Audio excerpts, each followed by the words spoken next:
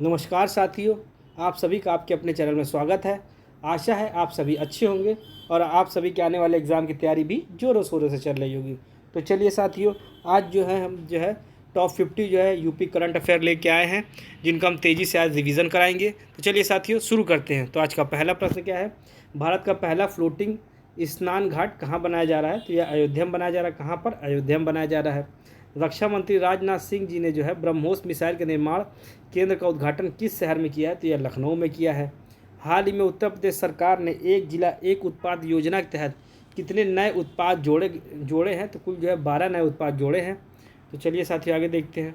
तो कुल 12 नए उत्पाद है। यह है पहला बागपत का कृषि उपकरण और सहायक उपकरण, सहारनपुर होजरी उत्पाद, फिरोजाबाद खाद्य प्रसंस्करण, गाजियाबाद धातु उत्पाद और वस्तुएं, अमरोहा लकड़ी धातु और लकड़ी की हस्तशिल्प, आगरा का पेठा और हमीरपुर धातु उत्पाद, बरेली लकड़ी के उत्पाद, प्रतापगढ़ खाद्य प्रसंस्करण, बिजनौर रस और संबंधित उत्पाद और बलिया का सत्तू उत्पाद। चलिए साथियों, अगला प्रश्न क्या है? तो आज का अगला प्रश्न है, हाल ही में किस राज्य सरकार ने भारत की पहली विस्टाडोम जंगल सफारी ट्रेन लॉन्च की है? तो यह उत्तर प्रदेश सरकार ने लॉन्च की है। यह बहराइच के कतरनिया घाट वन्यजीव अभ्यारण्य को पीलीभीत दुधवा टाइगर रिजर्व से जोड़ेगी। चलिए साथियों, आगे जब देखते हैं अगला प्रश्न क्या है। तो जो आज का अगला प्रश्न है, हाल ही में प्रधानमंत्री नरेंद्र मोदी जी ने 103 अमृत भारत रेलवे स्टेशनों का उद्घाटन किया है।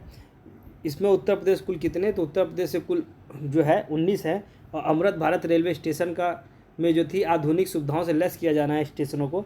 अगला तो उत्तर प्रदेश सरकार और किस संस्था के साथ मिलकर किसानों के लिए कृषि नवाचार से जुड़े नई पहल यूपी एग्रिस और एआई प्रज्ञा का शुभारंभ किया? तो ये विश्व बैंक के साथ मिलकर किया है। चलिए साथियों, अगला प्रश्न क्या है? हाल ही में किस राज्य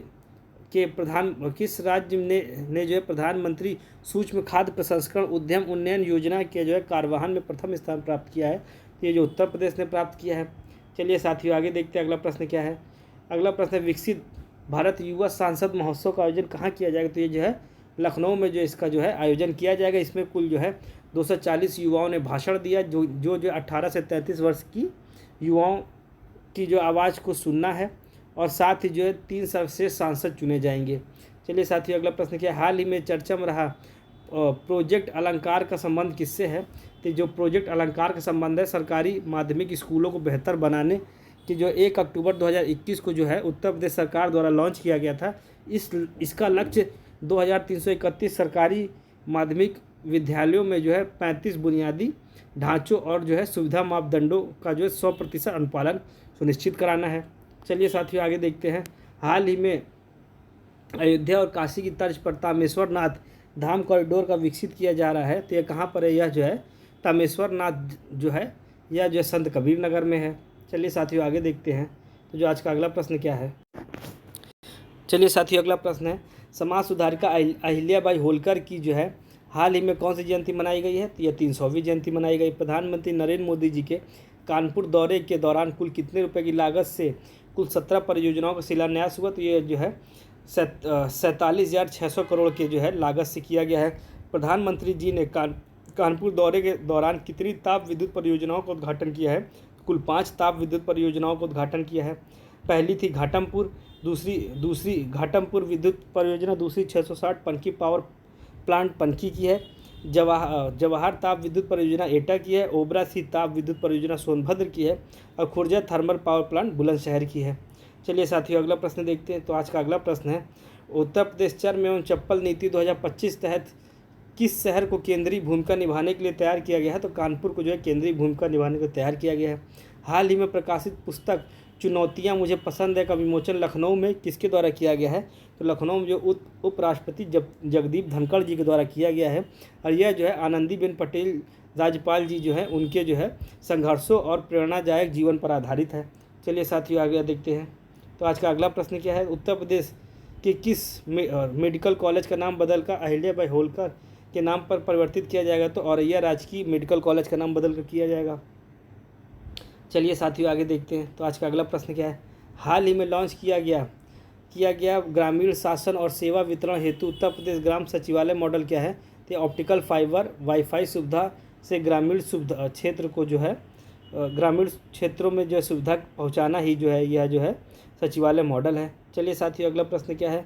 तो अगला प्रश्न है, कौन सा बांध या झील उत्तर प्रदेश के पर्यावरण पर्यटन विकास योजना में शामिल है? तो यह जो है उत्तर प्रदेश के इको टूरिज्म को बढ़ावा देने के लिए जो है बांधों और जलाशयों को जो है पर्यावरण के अनुकूल पर्यटन स्थलों के रूप में विकसित जनपदों में स्थित कुल 7 प्रमुख बांधों और झीलों को जो डेवलप किया जाएगा। इसका उद्देश्य प्राकृतिक सौंदर्य में भरपूर इन जलाशयों को पर्यटकों के लिए आकर्षक बनाना है।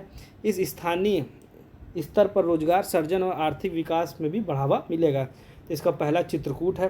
तो ये कहाँ, चित्रकूट का कौन सा है? गुंता बांध, महोबा का अर्जुन डैम, सोनभद्र का धंधरौला डैम, हमीरपुर का महोदा डैम, झांसी का गढ़मऊ झील, और अगला आता है यह सिद्धार्थनगर का मझौली सागर और बांदा का नवाब टैंक है। चलिए साथियों, अगला प्रश्न देखते हैं। तो आज का अगला प्रश्न, उत्तर प्रदेश में जो विकसित कृषि संकल्प अभियान 2025 के अंतर्गत आधुनिक बीज अनुसंधान और जो उत्पादन हेतु 5 जगहों पर सीड पार्क स्थापित किए जाएंगे। उसमें पहला सीड पार्क जो लखनऊ में स्थापित किया जाएगा उसका नाम चौधरी चरण सिंह जी के नाम पर रखा गया है। चलिए आगे देखते हैं। हांगकांग में प्रस्तावित 7वीं नीलामी के बाद से चर्चा में रहा बौद्ध स्थल पिपहरवा स्तूप कहाँ से संबंधित है? तो यह जो है सिद्धार्थनगर से संबंधित है। चलिए साथियों, आगे देखते हैं। अगला, फ्रांसीसी विमान निर्माता दसाल्ट एविएशन द्वारा नोएडा हाईवे अड्डे के पास स्थापित किया जा रहा है जो रख रखाव, मरम्मत और ओवरहॉल सुविधा का मुख्य उद्देश्य क्या है? तो ये भारतीय वायुसेना के राफेल और मिराज 2000 विमानों का रख रखाव और मरम्मत करेगा। चलिए साथियों, अगला प्रश्न देखते क्या है। तो जो आज का अगला प्रश्न है कि उत्तर प्रदेश सरकार की जो रेशम सखी योजना का उद्देश्य क्या है? तो यह जो है रेशम उत्पाद में माध्यम से जो है ग्रामीण महिलाओं का आर्थिक सशक्तिकरण करना। चलिए आगे देखते हैं। वर्ष 2022 में पद्मश्री सम्मान पाने वाले सबसे उम्रदराज व्यक्ति योग गुरु स्वामी शिवानंद बाबा की जो है 128 वर्ष की उम्र में निधन हुआ है। तो जो है इनका संबंध वाराणसी से था। चलिए साथियों, आगे देखते हैं। 4 दिवसीय संसद खेल महाकुंभ का उद्घाटन लखनऊ में किसके द्वारा किया गया? तो ये जो है राजनाथ सिंह जी के द्वारा जो है किया गया है। चलिए साथियों, आगे बढ़ते हैं। तो आज का जो अगला प्रश्न है इसका आप स्क्रीनशॉट ले सकते हैं पूरे का। चलिए साथियों, आगे देखते हैं। तो अगला प्रश्न है कि IIT BHU की टीम ने किस नवीन फॉरेंसिक तकनीकी का विकास किया जिसमें जो फॉरेंसिक हैकथॉन 2025 जीता है? तो यह जो है जैविक तरल पदार्थों से ग्लाइकेन आधारित आयु का अनुमान लगाना। तो ये जो है आयु का अनुमान लगाया जा रहा है। इसके द्वारा जो सटीक जो है उम्र का सटीक अनुमान लगाया जा सकता है, यानी DNA के बिना भी जो है अब सटीक आयु का अनुमान लगाया जा सकता है। उत्तर प्रदेश के मुख्यमंत्री, अगला प्रश्न है, उत्तर प्रदेश के मुख्यमंत्री सामूहिक विवाह योजना के तहत लड़कियों के बैंक खाते में सीधे कुल कितनी धनराशि डालेंगे? कुल जो 75,000 धनराशि जो डाली जाएगी। इसमें जो है यह योजना अक्टूबर 2017 की है और अप्रैल से इसमें 1 लाख सहायता कर दी गई है। तो कुल 75,000 सीधे खाते में, 10,000 कपड़े, उपहार और वस्तुओं के लिए और 15,000 जो है शादी के आयोजन के लिए डाले जाएंगे। चलिए साथियों, आगे देखते हैं। आज की जो वीडियो इतनी तेज़ी से चलाई जा रही है क्योंकि आपका एग्ज़ाम बहुत ही जल्द होने वाला है, जिससे कि आप कम समय में ज़्यादा से ज़्यादा रिवीजन कर सके, इसी के लिए जो है यह वीडियो बहुत तेज़ चलाई जा रही है। चलिए आगे देखते हैं। हाल ही में प्रदेश में 236.40 करोड़ की लागत से नया अंतर्राष्ट्रीय स्टेडियम 50 एकड़ में कहाँ बनेगा? तो ये गोरखपुर में बनेगा। उत्तर प्रदेश में 3D शहरी स्थानीय digital twin 3D digital gap city विकसित कहाँ? देश का पहला शहर कौन सा है? तो वाराणसी है। देश की पहली लिथियम ग्रेड रिफाइनरी का उद्घाटन कहाँ किया जाएगा? तो यह जो है ग्रेटर नोएडा में किया जाएगा। चलिए साथियों, आगे बढ़ते हैं। अगला प्रश्न क्या है? तो जो आज का अगला प्रश्न है, उत्तर भारत का पहला इंटरनेशनल स्कूल ऑफ मिलिंग अनाज टेक्नोलॉजी कहाँ पर स्थापित किया जाएगा? तो ये लखनऊ में किया जाएगा। किस देश के जो विश्वविद्यालय ने अपना कैंपस उत्तर प्रदेश के नोएडा में खोलने का निर्णय लिया है?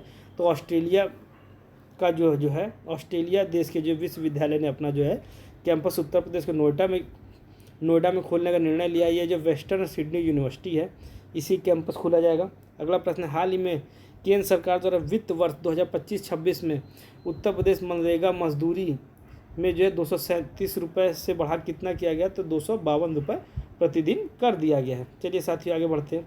अगला प्रश्न है, उत्तर प्रदेश की जो हाइड्रोजन नीति 2024 के अंतर्गत 1 मिलियन टन प्रति वर्ष ग्रीन हाइड्रोजन व ग्रीन अमोनिया का उत्पादन का लक्ष्य कब तक का रखा गया है? तो यह 2028 तक का रखा गया। इथेनॉल उत्पादन में जो है पिछले 8 वर्षों की तुलना में राज्य ने अपनी उत्पादन क्षमता को बढ़ाकर 2 बिलियन लीटर प्रति वर्ष कर भविष्य में इसे कितने बढ़ाने का लक्ष्य रखा गया है? तो 2.5 बिलियन लीटर प्रति वर्ष का जो है रखा गया है। अगला आता है उत्तर प्रदेश का पहला वानिकी विश्वविद्यालय कहाँ बनेगा? तो ये गोरखपुर में बनेगा। कहाँ पर? गोरखपुर में बनेगा। चलिए साथियों अगला प्रश्न देखते हैं। भारतीय कला इतिहास कांग्रेस का जो है 32वां सत्र कहाँ आयोजित होगा? तो नोएडा में होगा 8 से 10 फरवरी के लिए। कौन सा राज्य government e market place GeM platform को पूरी तरीके से एकीकृत करने वाला भारत का पहला राज्य बना? तो उत्तर प्रदेश बन गया है।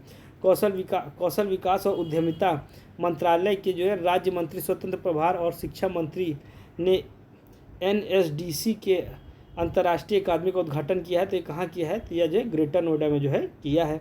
चलिए साथियों आगे बढ़ते हैं। राष्ट्रीय सांख्यिकी प्रणाली प्रशिक्षण अकादमी ने अपना 17वां स्थापना दिवस 19 फरवरी 2025 को कहाँ आयोजित किया था? तो यह जो है ग्रेटर नोएडा में जो है किया था। चलिए साथियों आगे अगला प्रश्न क्या है? हाल ही में खाद्य एवं ग्रामोद्योग एक्सपो 2024 का आयोजन कहाँ पर किया गया? तो ये लखनऊ में किया गया था और इसका जो है खाद्य एवं ग्रामोद्योग मंत्री राकेश सचान जी ने प्रदर्शनी का उद्घाटन किया था। चलिए आगे देखते हैं। कौन सा राज्य अपनी विधानसभा में अवधी, ब्रज, भोजपुरी, बुंदेलखंडी और जो है अंग्रेजी के लिए अनुवाद प्रणाली स्थापित करने वाला पहला राज्य बना है? तो उत्तर प्रदेश बन गया है। हाल ही में महाराष्ट्र सरकार ने उत्तर प्रदेश के किस शहर में छत्रपति शिवाजी महाराज का भव्य स्मारक का जो है निर्माण की घोषणा की है? तो आगरा में जो है यह घोषणा की गई है। चलिए आगे देखते हैं। 38वें राष्ट्रीय खेल 2025 में समग्र रैंकिंग में उत्तर प्रदेश का स्थान 13वां स्थान है। अगला प्रश्न आता है उत्तर प्रदेश बागपत में जो है सचिन यादव ने जो है देहरादून में 38वें राष्ट्रीय खेलों में पुरुषों की भाला फेंक स्पर्धा में जो है स्वर्ण पदक जीता और खेलों का रिकॉर्ड बनाया है। पुरुषों की भाला फेंक स्पर्धा में जो है सचिन यादव की व्यक्तिगत सबसे दूरी क्या है? तो ये 84.39 मीटर है। चलिए साथियों आगे देखते हैं। कबड्डी पुरुष उत्तर प्रदेश पुरुष कबड्डी टीम ने जो है किस टीम को 57-43 से हराकर स्वर्ण पदक जीता है? तो चंडीगढ़ को हरा कर जीता है। अगला प्रश्न बोस्टन में आयोजित पुरुषों की जो है 5000 मीटर इंडोर में जो है 13 मिनट की बाधा को तोड़कर नया राष्ट्रीय और एशियाई रिकॉर्ड स्थापित करने वाले पहले भारतीय कौन बने? तो ये गुलबीर सिंह बने हैं, या जो है अलीगढ़ के हैं। चलिए साथियों अगला प्रश्न देखते हैं। तो जो आज का अगला प्रश्न है, हाल ही में वर्ष 2025 की जो है राष्ट्रीय घुड़सवारी चैंपियनशिप शो जंपिंग कहाँ आयोजित की गई है? तो ये मोदी इक्वेस्ट्रियन क्लब मेरठ में की गई है। तो कहाँ पे? मोदी इक्वेस्ट्रियन क्लब मेरठ में की गई है। अगला प्रश्न था हाल ही में 3 दिवसीय भारत नेपाल साहित्य महोत्सव कहाँ आयोजित किया जाएगा? तो मथुरा वृंदावन में किया जाएगा। चलिए आगे देखते हैं। किस राज्य सरकार ने अपने ऐतिहासिक धरोहर स्थल को पर्यटन के लिए और आकर्षक बनाने हेतु हेरिटेज इमारतों को होटल के रूप में विकसित करने की योजना बनाई है? तो उत्तर प्रदेश ने की है। चलिए साथियों अगला प्रश्न क्या है? तो आज का अगला प्रश्न है हाल ही में उत्तर प्रदेश मुख्यमंत्री द्वारा जो है कहाँ पर स्पेस म्यूजियम का उद्घाटन किया जाएगा? तो झांसी में किया जाएगा। तो चलिए साथियों आज की वीडियो यहीं समाप्त करते हैं और जो भी नए साथी हमारे साथ जुड़े हैं चैनल को सब्सक्राइब कर ले जिससे कि आपको आगे की अपडेट मिलती रहे। तो चलिए साथियों धन्यवाद।